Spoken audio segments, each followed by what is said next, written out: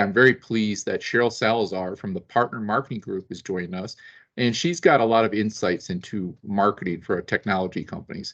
So she's going to talk specifically today about her technology marketing report, which I believe is an annual report that she puts out. Is that right, Cheryl? That's right, yes. Okay, perfect. And so we'll talk a little bit about the history of that, what new findings she has, and how you can take some of those findings to apply to your business to make your marketing better, stronger, so you can reach your prospects and customers. So with that said, Cheryl, if you don't mind, tell us a little bit about you, your background, your focus, and what you've been doing with the channel. Oh, right. Thanks, Peter. So as Peter mentioned, I'm with the Partner Marketing Group. We will be in market for 15 years this year. So we celebrate that anniversary at the end of this month. And will there be cake? Virtual cake. Good. I like that. Yeah, we're a virtual company and we are literally all across the US. We have people in Virginia, New York, Michigan. I'm on the West Coast. I'm in the state of Washington. A couple of us over here. So I guess we cover all time zones except Alaska and Hawaii because we don't have people there. But I've been in this industry since, I'm going to date myself, Windows 3.0. Yeah, I've worked for a large global systems integrator. I've worked in distribution. I've worked for an ISV.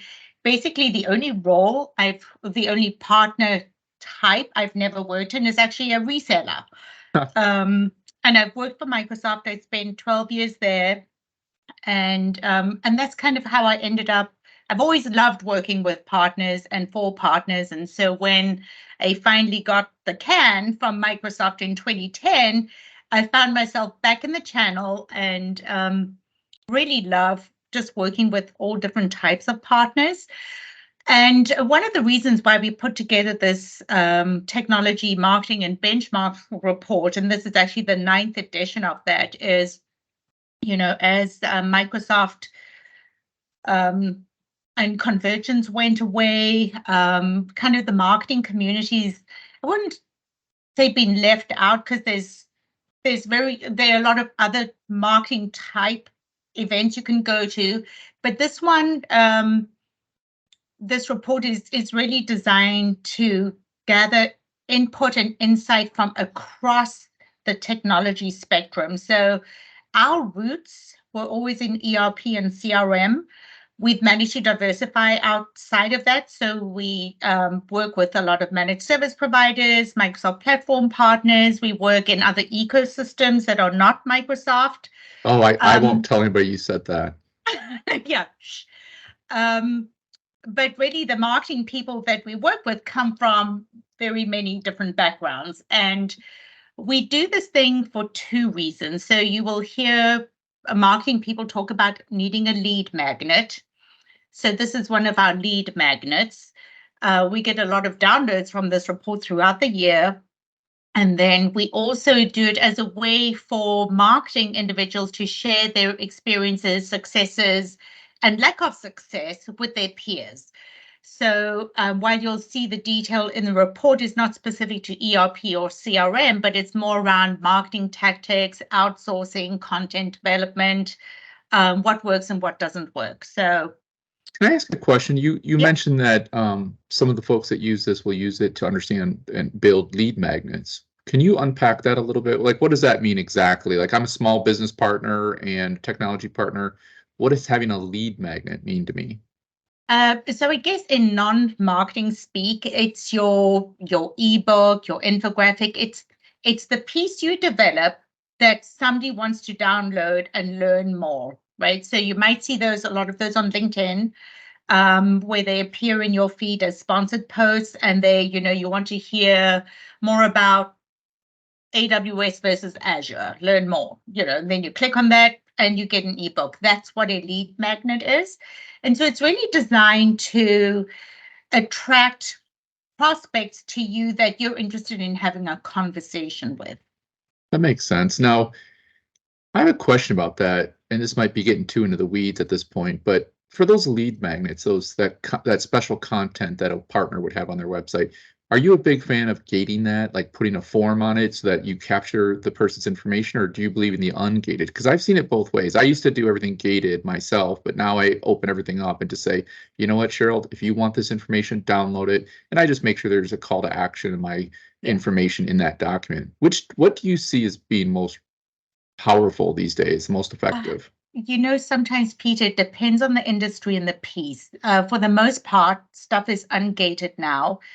I think where we have a challenge as an industry is we always want that person's email. Mm-hmm. But I'm going to ask you, what do you do first thing in the morning when you open your inbox? Do you read everything? Hell no. Exactly. In fact, if something looks like if I downloaded a white paper from your website, next thing I do get is a message from you that looks like spam. I'm deleting you, and I might actually put you on block. Yeah. Start a conversation on LinkedIn with me. Try to connect personally. I think that works better these days for me personally. But Yeah. I defer to you. You're the expert. Yeah, and I mean that's exactly what I do. I think of myself a little bit as a canary in a coal mine, because the first thing I do is I'll download your ebook, you'll send me your email, and I'll unsubscribe, and then you'll try and get me on LinkedIn. I'm going to disconnect from you, and I'm going to delete your email in my inbox, right? It's like anti-marketing.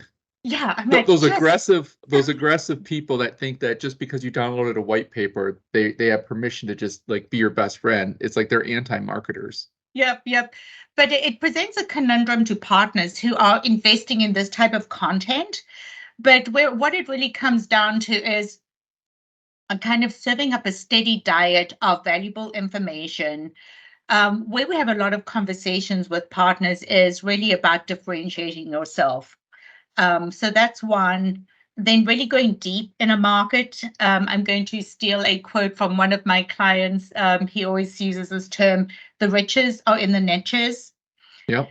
So, the more specialized you are, the more well-known your brand is, the credibility pieces on your website, like case studies and testimonials, referrals, that is what brings you customers. And you have to also think, customers, prospects. What you also have to think about is with a lot of the buyers today, this stuff is all over the place. And especially in our dynamics world and LinkedIn, everybody's after the same customer. Mm-hmm. And whether you say you do distribution or you do healthcare, everybody's bombarding you. So it really is going to come back to how are you presenting yourself? If I just think about my own purchasing journey, there's very seldom I'll go to a website and just buy something. I might ask a couple of friends, what do they recommend? I'm leaning on reviews, and I'm leaning on that kind of peer insight before I'm making the leap. So it's a challenge for partners as they market to kind of keep tabs on all of that. Like you feel at some point you're playing whack-a-mole, but it's if I were to line up a marketing campaign, I'm thinking about who's my target, what's my unique value proposition, how am I standing out compared with other partners, what are people saying about me? And I do get a lot of questions about, well, we have so many bad reviews. I'm like, so did you do anything about them? Now, because you're on the internet, you can't kill your bad reviews. It's how you respond to the review. That's the most important thing. We all have customers who are grumpy, cantankerous. We did a bad job. Not us. We don't. All of our customers are peaches. Yeah. So it's like how you address those concerns. You can turn a bad review around. Now, what we can't control are things like bots and stuff. There are certain instances where it is just a hot mess out there. But I've run into incidences in LinkedIn, for example, where I've checked the followers of some clients, and it just seems to be like, why is a dishwasher in Italy following this account? I've had a lot of that. And in those kinds of instances, what you need to do is actually escalate that to LinkedIn and show, kind of what's going on in your accounts, and they will actually take action around that. They can't tell you what, but they do something about it. So I know I'm kind of getting off the point here. You asked me about lead magnets. No, And this is all somehow I landed interesting up with stuff. That was a good followers. That was a good tip. I think that Mm. for me, one of the other things that you said that really strikes me personally is, because we sell CRM solutions, I'm a big believer that the reason why CRM is exploding now is because our competition is just a click away. And so when you talked earlier about the noise and all the people trying to get attention to the same prospects, that's so true. And that's one of the drivers for CRM, to make sure that you can do consistent follow-ups and Mm. consistent good quality experiences. But when it comes to that noise, the best way to differentiate, I'm going to just echo back what you said. I've always felt like, make yourself of value to that other person. And you kind of have to do, in my opinion, kind of a hope and faith model where you provide valuable content, and your people, as long as you're speaking to them and making content for them, they're going to find you and they're going to say, Mhm. hey, Cheryl, hey, Peter, can we work with you? I think that's the best approach, honestly. It's just trust that the right people will find your Yep. message as long as your message is on point. And it all starts back with, who is my audience? Who do I care about? Yeah, Who do I want to talk to? that's right. Yep. And I would go one step further with that audience. So sometimes it depends on who your target is. Um, really understanding the nature of the business. So we've run into instances where, with some family businesses, they might be old and gray and looking to hand to their son or daughter. Well, guess what? The old and gray people, we go to websites, we go to LinkedIn, that's kind of where our people are. But if you're a 20 or 30 something, you're not going there. You're going a very different path. Please And don't say so, TikTok. yeah, I know, please. I hope I don't have to end up there at some point, because I think there's just too much noise out there. But um, what I was going to say about that is, kind of trying to meet them where they are at can be very challenging. So when we look at some of the results in our technology report, it's kind of interesting to see how this plays out. The companies that are leading in terms of marketing and prospecting and opportunities are those ones who've made the full transition to a digital environment. Now, I will say there's a caveat to that, because not all industries are in that, right? If I'm doing oil and Right. gas or LPG distribution, maybe I'm not in a fully digital environment. There's a good swath of partners who haven't digitized at all. And there might be various factors for that. They maybe don't have sophisticated marketing or anybody managing, or they just don't believe in it. Can I But make a side note real quickly? yes, Because it just struck me as funny when you're talking about the digital marketing, because I totally believe everything you're saying. I completely resonate with all this. I had a prospect the other day that said, can you send me a brochure in the mail? And I was like, who's doing brochures anymore? Like, I'll send you my website page, sure, no problem. yeah, I don't have printed brochures lying around in stacks like I used to back in the 90s. yeah. And you mean I have to go to the post office? Yeah. But Peter, just there's a whole, like, 34% of the people who responded to the survey are saying they're doing 50-50. So What do you what mean does by that 50-50? Digital and so physical? yes, digital, and I'll call it analog. So under analog, there's a whole bucket of things, right? It could be a live event, it Hmm. could be speaking, it could be I'm doing and I'm going to talk about it, account-based marketing a little bit. I could be doing a hard copy postcard that is going out. I mean, I don't know about you, and this is kind of crazy, but I get excited now when stuff gets addressed to me. Oh, I'm like, wow, they sent me 100%. something. I was just talking to someone about this the other day. I get so few pieces of mail anymore that the piece of mail that I do get, I will actually look at before I toss in the garbage. I used to just toss in Yeah. the garbage without looking at them, but now I do look at them. Yeah, I'm like, wow, so when it comes to that, 34% are doing both. That is probably what's driving it. Now, when we look at account-based marketing, so that's kind of one of the most effective means that people have said is working for them. So the number one tactic was email marketing. And we just had a conversation about, we delete half our inbox when we even come into work. So I don't know why we as an industry, I think it's a crutch that we feel like we have to send 1,000 emails every week.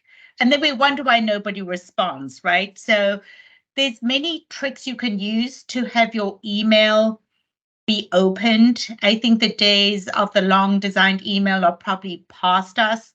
People are looking on their phone, so things that are 3-4 lines long with a call to action that's not heavily designed is probably more compelling than the fancy email. But coming back to account-based marketing, the place for things like the postcard and just to educate the audience a little bit about account-based marketing. Yeah, I was hoping that you would define what is the difference between account-based marketing versus what people would do normally, like bulk marketing. Yeah. So basically what you're trying to do there is identify a set of customers you really want to have as clients, a set of prospects you really want to have as clients. It's a very intense exercise. You might start with 100, and it involves like detailed profiling of those accounts. Who is it you're trying to reach within that account? Understand how they consume their content. How old is that person? And nobody's going to fess up on social media how old they are. So you're going to have to do some homework there. What are their pain points? And then you build a marketing motion against that. That might be a combination of your good old-fashioned postcard or even the 3-dimensional mailer. So that would be a box of goodies. It might be, if they're in the trucking industry, you're sending them a Tonka truck. And along with that Tonka truck is a box that has something about your value proposition. So they're getting something physical. And what you can do with that is you can send them via FedEx or UPS or USPS with tracking. So you know when they have received it, signed for it. And then that's an indication to your marketing person or your salesperson at that point who might start to connect with them on LinkedIn. Like, I don't advocate that you're going to cold call them because that person has no relationship with you, right? And also, I don't know about what you're finding with your technology report, but calling is so passe. Like, just like if you call me, you're going right to my voicemail. I'm scheduled all day long. I'm busy. I'm available on Teams. I'm available on LinkedIn. You can hit me up anytime you want. But if you call me, you're going to my voicemail. My voicemail even says, do not leave a message. Hit me up on Teams. I'm immediately available on Teams, please. Yeah, same.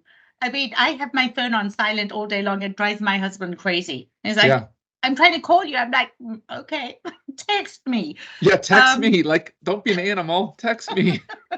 Yeah, I know, it's so crazy, but yeah, I think the LinkedIn connection is more meaningful to today's prospect. So I know you received my Tonga truck in the mail. I have your name. I have your title. I can find you on LinkedIn.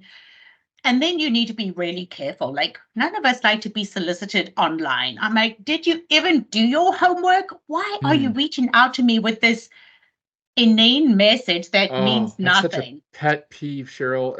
I will post about it on my LinkedIn every once in a while. You've probably seen some of my posts where you'll get these people that, hey, we're in this group with you, so therefore I'm going to give you this 4-paragraph long introductory LinkedIn message about how our services are so awesome. I'm like, you don't even know me. I don't sell like, I'm not interested in that. Can you find out a little bit about me before you start just spewing what you have to offer? Because I'm not. You just alienated a potential influencer that might have referred you along, even if I didn't need it myself. Yep, exactly. And what I find tends to be most effective is if you look within your connections, there might be somebody there who is connected to you, and often a roundabout way to kind of get some more insight is to go to that person and say, hey, would you mind fostering an introduction? Because I think we all are more interested in having a warm introduction than just somebody randomly messaging you, right? So that's another thing to give a try. But then it's really, that nurturing via LinkedIn. And I encourage all my clients is gone are the days of the cold calling person. You're in a business development relationship and you need to keep at it. If you're a good salesperson, you'll recognize that from the get-go. I think we see a lot of like the car salesman type behavior in LinkedIn. And to be quite honest, Peter, I would hate to be a salesperson today because I don't think I would ever hit my metrics. Kudos to those people. I am one of those people. Okay, well, kudos to you, because I think selling is really tough, to try to get somebody to respond. But I think once you respond, like, I just love the consultative dialogue that I'm having with somebody. I think then you tend to unpack your problems. You're talking to this person, like, here's where I'm really struggling. And then being able to have that conversation without immediately leaping to, well, this is what it's going to cost you, I think gets you a lot further. Yeah. Um, I would also just counter, Cheryl. I think you are a salesperson. I think you're a modern salesperson. Like sales, the days of sales being, you know, glad handing people and getting them to say yes and nodding their heads and getting them to sign the document, those are gone. I think yeah. maybe that's just my naive attitude, but I've always believed in a consultative approach to selling and finding out what the other person's problems are, finding out what their needs are, talking in their language. And Yep. if you don't have anything to offer them, don't offer them anything. But so many people on LinkedIn, unfortunately, think that the first thing they have to do is start telling you about what they have to offer. I've always been taught there should be think about your prospects with a big sign over their head. What's in it for me? And if you can't answer what's in it for me, you're wasting their time and yours. Yep. Yep. And Peter, just to come back to kind of, so that whole account-based marketing thing is, marketing automation is a big part of that. So I think we think of marketing automation in two buckets. One is like, whoa, I can bombard the world of 4,000 emails. I can check my opens, my clicks, my bounces, blah, blah, blah. There's that. But gathering your marketing analytics is really important. So with account-based marketing, you're very dependent on those metrics to know what next step to take, right? But I think where we also struggle as marketers is, and some of this is in the report, is like we do a whole lot of things and then we're like, well, we don't really know what worked. And so Is we that when you don't. say metrics, is that what you're talking about with metrics? Like I sent out this email and I got 30% open rate, and I sent out this other email and I got 70% open rate. Are those the types of metrics that you're talking Yeah, about? yeah, those are the type of metrics, but then you also need to look at it at a higher level, right? So we're doing a lot of stuff on social media, we blogging, we have Google Analytics on our website, we send out emails, we do physical mailers, but it's gathering up all of that data into a view where you can start to. It's not always easy to map a person's journey. Like, what was the piece that pushed Peter over the edge to give me a call? It's not always easy to attribute what that last thing is, but when you look at those metrics in aggregate, it will at least give you the information to say, well, you really shouldn't do that again. You spent a lot of money on that campaign. You didn't really get great results. But if you do line number 3, which had like a 50% increase in reach outs, or whatever, if it's likes or shares or whatever it is in your social media, maybe you should do more of those. And I think for partners who are not using those types of automation tools, it's very difficult for them to know what's really working. I have a specific question because this has always bugged me. When I do a marketing event, and even if I don't get any direct business or leads from that event, it doesn't necessarily mean that event was a waste of time. It's like having a billboard on a highway and someone drives by, every day on the way to work and the way home from work. That slow, pervasive seeping into their brain with my brand and my message may not be the call to action, but then they see an ad on Facebook or LinkedIn that says, looking for CRM, call Peter. And that those two things work hand in hand. So is it always easy to determine if something was a complete waste of time and money? No, it's not always easy. One of my clients said to me a few years ago, he's in the mining industry. He would go to an event, spend a lot of money, had 3 people there. And mining is just one of those verticals where it takes, like, the decision-making process is really long. It's really complex, right? So it wasn't easy for him to always say, we got 5 leads from that event. But what he said to me was, if I don't go to that event every year, people think I've gone out of business. Yeah. So a lot of it comes down to awareness and branding and seeing Peter in many different places. And that all aggregates. So you might say, well, we're not going to do anything on Facebook, But if your clients or your prospects are hanging out on Facebook, you've just missed that opportunity. And the only way you're going to know that is if you test it out. And if you get no engagement, then you're like, okay, well, we won't do that next year. We'll try something different, or we'll double down on LinkedIn or TikTok. Don't please. not the TikToks. No, not the TikTok, but maybe it's YouTube. YouTube can be one of those sites that is the gift that keeps on giving, because how many times have you Googled or Binged, how do you, and you've ended up with a YouTube video? Well, they say, and the partners that are listening here may know this, maybe they don't, but they say YouTube is the second most used search engine. So a lot of people, especially I think younger people, are preferring to go to YouTube and search and get a video they can watch on their phone to show them how to do what they want to do, or get the answers that they want. Yep, that's right. And if you just think about that buyer's journey, especially with the younger generation, is they will go to the social media properties first. And they're looking for, information. If they get the information, they're probably listening to you as a speaker. Do you sound like you know what you're talking about? Yeah. Then they may go look at reviews. They might be going to sites like Capterra or G2 Crowd, or, ERP, CRM software blogs to see what else are you putting out there. So they're consuming your content. You don't even know that. Maybe the last place they come in is your website. Yeah. I love all that feedback. You obviously have done a lot of research, clearly from your report that you have to offer. This is all great stuff. I haven't heard a single word that I disagree with, and I really appreciate you, sharing this knowledge and kind of refining some of these thoughts. So, can you, speaking of which, can you tell us a little bit more about how you help partners and your partner center services? Like, how do you engage with partners if they hear this and say, Cheryl, this is too much for me personally? How do I engage and get some help? Yeah, and actually, I mean, that I just had that yesterday, where one of my clients had said, I just need to know what to do the next 90 days. I don't have the time to sift through everything. So I can feel that. I can feel that pain.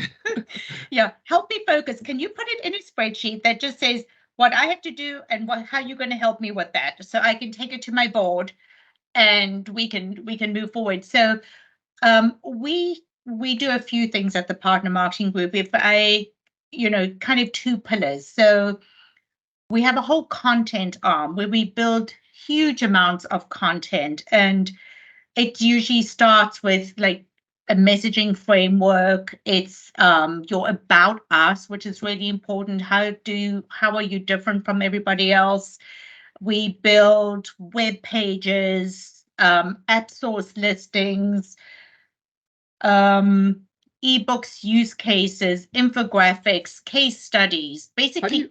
How do you do those things? So if I'm a partner, I say, Cheryl, can you help me out? Would you ask us about our audience? You'd ask some probing questions about who we're trying to target. And then how do you take the content that would be in my head and craft it into a ebook or something of value that my prospects would benefit from? Is that just part of the mystery, the magic behind your team? A little bit, but one thing, so partners are really good at technology. That's what they do.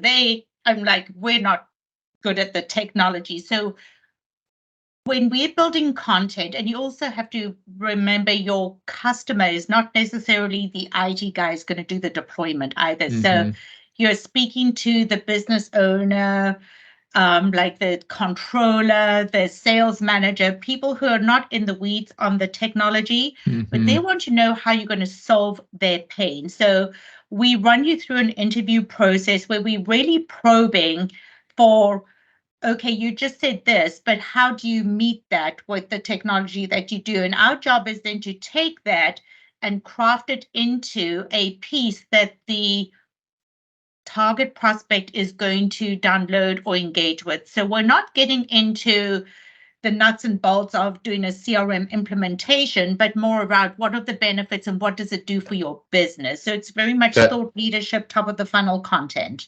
That makes so much sense to me. I hate to say it, and I love, most of our business is partner to partner. So we work with IT partners, MSP partners as an outsourced CRM practice. And so many of them, as much as I love them all, they talk technology. Yeah. But I'm usually selling to salespeople. I'm selling to CEOs, and so like for me, I have to talk results. They don't care about the technology. It could be a single push button, as long as it provides the value that they want. And the price was right, they'll buy it. They don't care about how that push button works. Yep. And Peter, so in those pieces, we're going to be asking our customers for things like testimonials and case studies, because those are the credibility. Those are very powerful pieces, actually, case studies. So if you just look top, middle, below the funnel, that's often what pushes the prospect over the edge to buy. And so we incorporate all that content right at the top. And the other thing I was going to say is we do a lot of P2P pieces. So we have a lot of ISVs who are partners. And with the ISVs, depending on the product, right, is they can be in a very competitive market. So we're often building pieces that, I mean, you're not knocking the competition, but you're trying to help the partner understand why they should go to market with this ISV. And they're often helping the customer understand why this ISV solution is a great fit for them. So we do a lot of building kind of in that arena. And so we have a small army of that. Michelle, who's my business partner, she manages that whole motion as writers, designers, that's a skill set I don't have. So what I focus on my side of the business is really the strategic marketing plans, assessments, business development, partner center. And so, for example, the conversation I had yesterday, and this actually came from somebody at Microsoft who said, can you please speak to this little partner? They want to know why they should go indirect CSP or be a direct CSP with Microsoft. So I find myself in the situation, and this is not a small partner, but in Microsoft's eyes, this is a small partner, right? We're all small partners in Microsoft's eyes. Yeah, so you're kind of saying, well, unless you're $100 million partner, why would you be direct with Microsoft? So anyway, that conversation went a lot of different places. We spoke about the different disties and pros and cons and whatever. And then we got into Partner Center. And Partner Center is different for everybody, right? So the data that's showing, a diplomatic way of saying it. Yeah, with all my clients, every time I go into Partner Center, I'm like, okay, so where was that thing I saw in the other ones? And why is it not in this one? But it just speaks to how different every partner's business is. Yeah. And how that information is showing up in your Partner Center. And what we do as part of this service is, depending on the focus of the partner, we might be looking back into the old partner source. Do you remember that tool where customers are sitting on EA agreements, so they're not showing up under the CSP part, but you're still wanting to establish the partner-customer relationship there. So that's a kind of a very different scenario. When you're coming into the CSP part of it, it's kind of looking at your customer associations, looking at how do we get you to your 70 points? So I want to just break this down in brass tacks because some of the people listening to this may not go into Partner Center much. I mean, we work with a lot of smaller partners. I'm going to guess that smaller partners are probably going to tune into this. So Partner Center, to your point, is Microsoft has done a great job, honestly, of making it role-based. So if I have different roles than Cheryl is going to see something different in my tenant. And that's what Cheryl's referring to. But what I'm hearing here, Cheryl, is that you assist partners with figuring out how to navigate Partner Center. Because if I'm a busy partner and I'm going out selling and helping customers, I don't necessarily always have the time to figure out how to get around and navigate and optimize my relationship with Microsoft through Partner Center. So what I'm hearing is you offer some sort of service that would help those partners.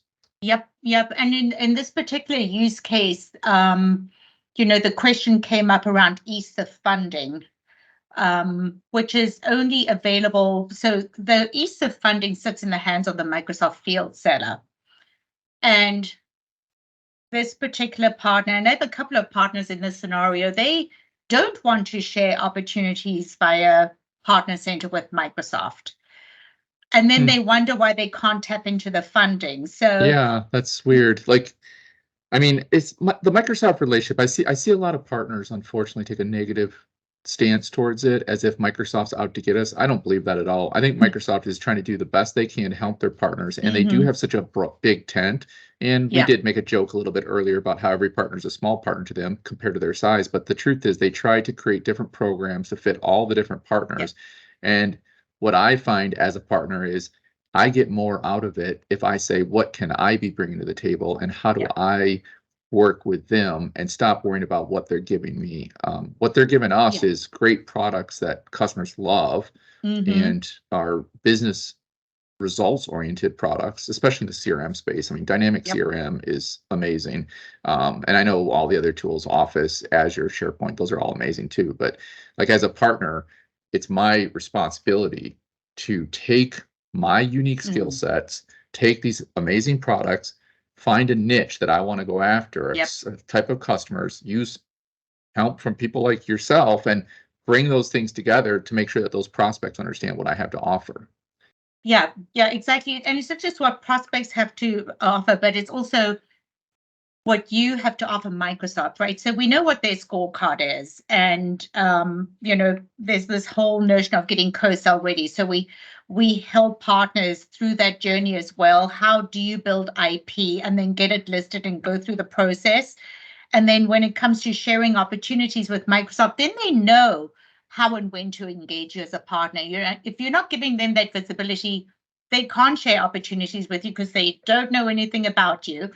Um, but then we also look at things like we had a conversation about MDF. So we went looking for MDF funding. And I find that's an untapped area with partner center. Partners are like, I have no idea. I lost all those funds. I'm like, okay, so this is why there needs to be, as part of your regular rhythm of the business, you're checking in there to see what is available to you. And then there's this whole drop down box of things you can parlay those funds against. So Mm-hmm. I think there's a lot of money being left on the table. And then we went digging into what's called the cloud ascent data. Mm-hmm. And the comment that I had yesterday, I mean, I was blown away when I saw the number of accounts in the Act Now column. And so as we were digging through that, the partner was saying to me, oh, but these aren't our clients anymore. And I said to them, well, for some reason, they're showing up in your partner center. So if I were you, I would give them a call Pick and up the find phone. out how they do it. If they've moved partner, maybe they want to get teams from you or CE, And don't just leave it on the table. And I'd like to just interject here, just for those partners who are listening that don't know, Cloud Ascent is Microsoft's big data initiative. So they look at your Mhm. customers, they match them against rules and prototypical customers that have bought other Microsoft products based on what your current customers or prospects, or former customers have used or have assigned. And so they'll say, hey, this customer is great fit for Dynamics. I know at our company, we do a Mhm. lot of that with our partners where we'll Yep. say, let's do an account walkthrough. Let's pull up your Cloud Ascent data. So for those partners who are listening to this call that are Microsoft partners, do yourself a favor, Google Microsoft Cloud Ascent data. There's a Microsoft landing page with a nice video that explains very cleanly and clearly how to get that data. And you might be shocked at how many opportunities there Mhm. are in front of you just to pick up the phone and just start conversations. And you might not sell them SharePoint like the buy now says, but at least you'll have a reason to have a conversation with them Yeah. that's adding value to that mix instead of just calling them and saying, "What's up? How you doing?" Yep. Yep. And say they showing up as high intent for buying Surface, and you may not be a Surface reseller. Well, that's a great P2P opportunity, That's right? right. So another partner can transact that for you, and then you've kept a customer happy. You haven't lost them. Or of course, if you find that your customers are looking to buy CRM, you'd call Yes. Azamba, I would hope. There you go. But so Cheryl, this has been a great call. We're kind of getting close to wrapping this up. Mhm. So just in conclusion, I'm kind of wondering, what do you think are the big things that partners should be thinking about this year if they want to market or improve marketing just a little bit? Like, what are the one or two things that they should shift or consider? I mean, obviously, they should all download the technology marketing report, and we'll have links to that available on our site. But obviously, you can go to Cheryl's website, the partner marketing group, and get that report as well. But what are the one or two things that we could leave people with? Um, well, just to net it out. So a lot of partners are not even marketing, right? So the best time to plant a tree is today. For the ones who are not marketing, you just have to get going. If you want, if maybe you're going to sell your business and move on, that's fine. But that's one of the number one things you need to do. I think really looking at, if you have the opportunity to look at your metrics from last year, what can you move into a digital environment? So is there a tactic you can kind of shift so you can try something new? And I think this is kind of an evergreen message, Peter. It's not just for this year. I think two things. Put your toe in the water around account-based marketing. I think that's going to net better results for you in the long run. But then really think hard about, if I could verticalize, what would I do? And some of the early guidance we gave, this is like 10 years ago, but it still holds true. Often partners don't know where to start with that vertical conversation. And it could come down to, who are my customers today? Do they fit into a bucket? And what does that bucket look like? So that's one way to look at it. The other way is to look in your company, like who has a skill set in a certain industry? Can we use that person as a way to help us transition into that vertical? It's really important that you use the vernacular of your prospect. You can't use text speak because it will just go over their head, and then that comes down to how you do your keyword analysis. What are the terms they are searching for? Are they even on your website? So that's kind of the journey you need to take to kind of get to that vertical piece. And maybe for this year, because you still need to run your business to keep the lights on and everybody fed and paid, is you're carving out part of your budget, half a person, just in terms of hours, to kind of make that transition into the vertical piece. So then that gets you into, now you can do something unique in terms of co-sell with Microsoft App Source. Sometimes it's good to follow where Microsoft's going. They have their industry clouds. The only way you're going to show up in an industry cloud is if you have IP.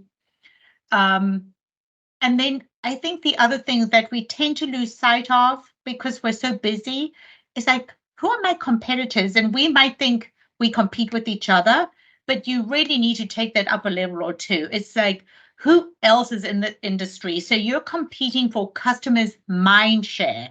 Yeah. What are they thinking about? Are they thinking about, oh, I need to go with Azamba or the partner marketing group? No, they're not thinking that. They have so many other things that are happening in their day. It could be, their like payroll's not working. Yeah, if I'm selling CRM, I might be competing against a new warehouse system. Like, Correct. What are their priorities? What are their initiatives? How much bandwidth do they have to solve all those problems? Why is your solution going to provide them a bigger bang for their buck, a bigger return on their investment than some other avenue that they're going to pursue? It's really, those are really tough questions to answer. Yeah. So, but I'm looking at the clock here, and I think we've taken, this is a really productive, great conversation. I really appreciate having you on here. Yeah. Let me ask you a question. We kind of joked around at the top of the call. What's your favorite way for people to reach out to you?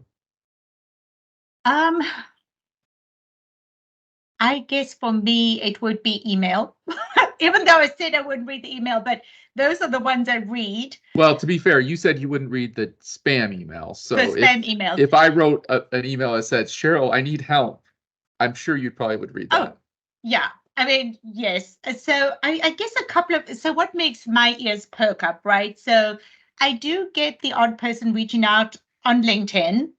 They tend to be people I'm connected with. Referrals from people like yourself and your organization, like, hey, I know somebody who needs help. On our website, I think we have we monitor that thing like hawks. Like we are always over that email alias, right? So if you're trying to reach us, you can't remember my name, info@thepartnermarketinggroup.com, or even my email address is fine. So I'll respond to any of those. I guess the one thing I don't really do is ever pick up my phone. If you did leave a message, I probably would return it because I scan my voicemails too. But like I have my phone on silent permanently, so I'm never picking it up, but I will feel respond. that. Yeah, I Yeah. feel that. Well, I really want to thank you for sharing your insights and your knowledge, and thanks for making the technology marketing report available to the channel. I think everyone who's listening should tune in, go grab a copy of that, dig into it, and figure out how you can improve your own marketing, because it is getting Mhm. noisier out there. It's getting harder to differentiate, and your competition is just a click away. So, just I think we all got to up our game when it comes to marketing. I'm a big believer in that. So I really appreciate the heck out of you making the time to come on and share your tips. Yeah, you're welcome. And any questions you have, I'm here, happy to chat.